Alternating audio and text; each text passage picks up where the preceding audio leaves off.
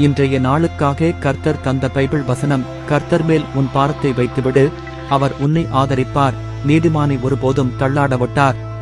சங்கீதம் புத்தகத்தில் இருந்து 55ஆம் அதிகாரம் 22ஆம் வசனம். வசன விளக்கம். இந்த வசனம் எங்களுக்கு மிகப்பெரிய ஆறுதலையும் நம்பிக்கையும் தருகிறது. உன் பாரத்தை வைத்துவிடு. வாழ்க்கையில் நாம் ஏந்திக் கொண்டு செல்லும் சுமைகள், கவலைகள், துக்கங்கள், நோய்கள், பிரச்சனைகள், கடன்கள், குடும்ப சிக்கல்கள் போன்றவை எல்லாம் நாம் அதை தனியாக சுமக்க வேண்டியதில்லை. அதை தூக்கிச் செல்ல இயேசுவிடம் ஒப்படைக்கலாம். அவர் உன்னை ஆதரிப்பார். மனிதர்கள் சில நேரங்களில் நம்மை விட்டு விலகலாம், உதவ முடியாமல் போகலாம். ஆனால் தேவன் ஒருபோதும் விட்டு விடமாட்டார். அவர் நம்மை தாங்கி நடத்துகிறார்.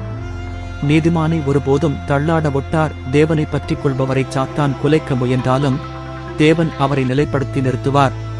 அலை போல் குலுங்காமல், பாறை மேல் உள்ள வீடு போல் உறுதியாய் இருக்கச் செய்வார்.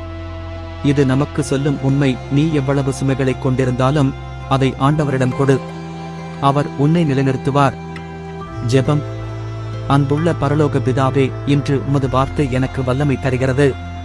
என் வாழ்க்கையின் சுமைகளை, கவலைகளை, பிரச்சனைகளை எல்லாம் உம்மிடம் ஒப்படைக்கிறேன். நான் தனியாக சுமக்க முடியாது ஆண்டவரே.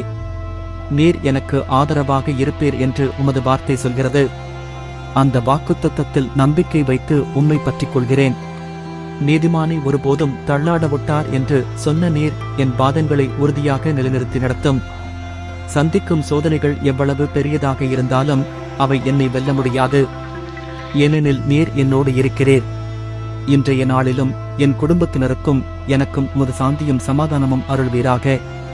என் சுமைகளை எடுத்துக்கொள்ளும் கர்த்தாவே, உம்மை ஸ்தோத்திரிக்கிறேன். இயேசு கிறிஸ்துவின் நாமத்தில் ஜெபிக்கிறேன் பிதாவே, ஆமென்.